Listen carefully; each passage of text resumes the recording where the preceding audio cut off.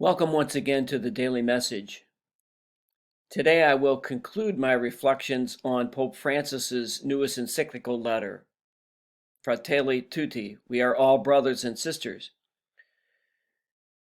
These selections have been taken from chapter 2, which talk about a stranger on the road and how we are to deal with the stranger, the foreigner. The Pope has cited the parable of the Good Samaritan to tell us what our attitude needs to be toward those who are strangers to us. And today, Pope Francis reminds us yet again that the attitude of the Good Samaritan is not something that is truly an option for us, that it's a requirement of our Christian faith, that we not only reach out to the stranger, the foreigner, but that we show them love, that we show them the love of Christ. This reading is from Numbers 67 and 68. And Pope Francis in this passage tells us, the parable eloquently presents the basic decision we need to make in order to rebuild our wounded world. In the face of so much pain and suffering, our only course is to imitate the Good Samaritan.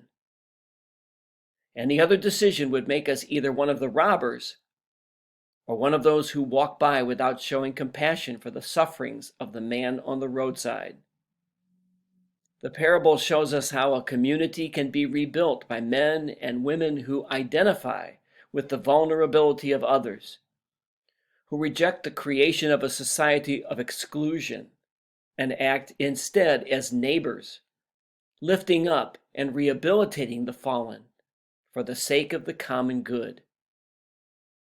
At the same time, it warns us about the attitude of those who think only of themselves and fail to shoulder the inevitable responsibilities of life as it is.